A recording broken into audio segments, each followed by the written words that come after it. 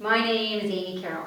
As a communication coach and trainer, I work a lot with my clients on effective gesturing. Today, I'm going to give you the guidelines for the do's and the don'ts of effective gesturing. You'll be able to use these in daily conversations as well as in more formal presentations. First guideline, avoid what I call having noodle arms. If quoting Aristotle, it might look like this.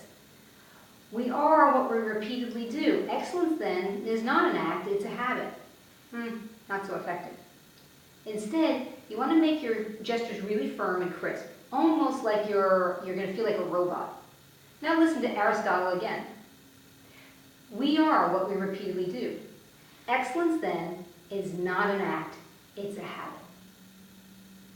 Second thing to keep in mind, second gesture, is avoid tight or small gestures, because otherwise you're going to look like you're in a phone booth in London. Hello? Hello? Now, we do this because it feels a lot safer than doing this. Because we literally expose more of our body, we feel more vulnerable. The irony is, if we feel more vulnerable, more exposed, we're actually going to look more confident. I know, weird and true.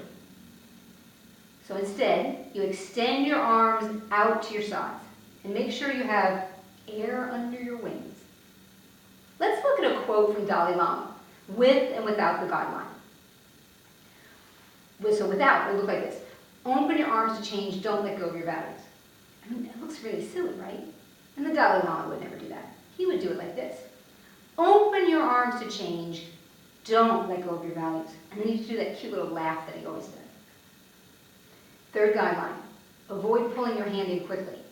Because what this does is it indicates that you're stressed. Waldo Emerson said, all of life is an experiment. The more experiments you do, the better. Again, not so effective.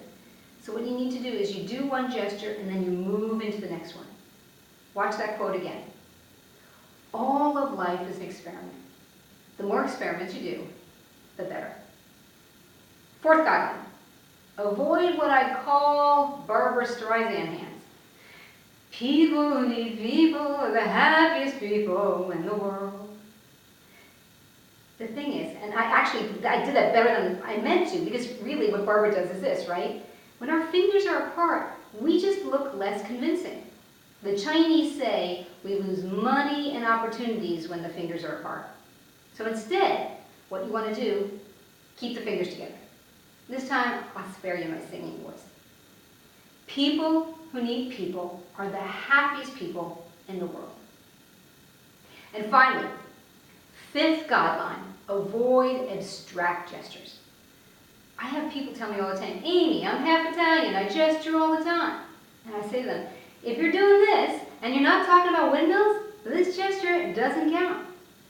Instead, what you want to do is you want to visually represent your ideas. So look how this quote will sound. Dean Smith said, what to do with a mistake? You'll recognize it, you admit it, you'll learn from it, and then you forget it. Now, I don't actually know who this Dean Smith guy is, though I think he's pretty clever. I like the way he thinks. If you want more information on either the benefits of effective gesturing or specific gestures, feel free to visit my website, carolcoaching.com. That's it for now. Thanks and happy partnering.